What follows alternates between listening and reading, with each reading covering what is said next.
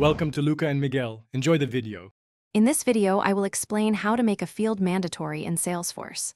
Open Setup, go to Object Manager, pick the object, and choose Fields and Relationships to edit the field or add a validation rule to require input.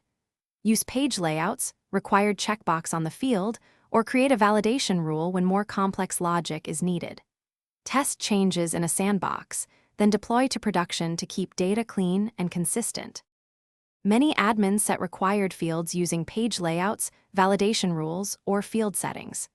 Begin by assessing when the requirement applies, like during creation, edit, or on specific record types.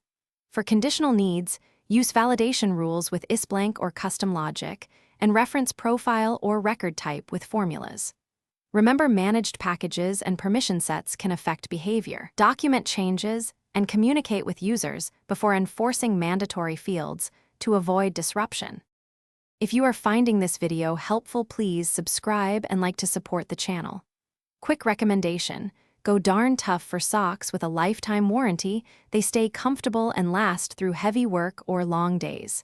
Check the video description for the link and other deals. I appreciate your support. Thanks for watching. Now let's get back to the video.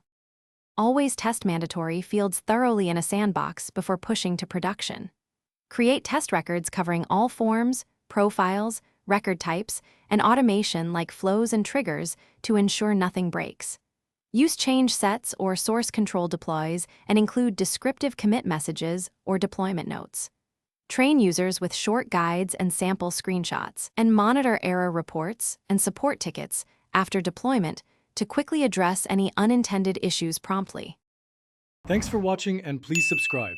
It's the best investment you'll ever make.